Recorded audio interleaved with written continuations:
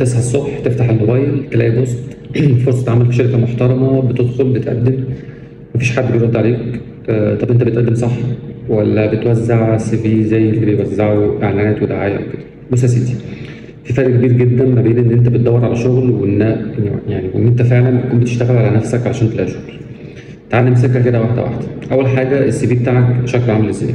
يعني مليان كلام ملوش لازمة ولا بسيط ومركز؟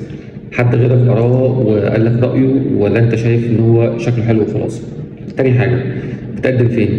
يعني ولا كل اللي بتعمله إنك بتدخل جروبات الفيسبوك وتدخل الأماكن دي وتكتب مهندس حديث التخرج ومحتاج شغل وبس؟ طب فين لينكدإن؟ فين المواقع التوظيف التانية المتخصصة؟ فين الناس اللي اشتغلت قبلك وأنت سألتهم؟ خدت منهم نصيحة يعني؟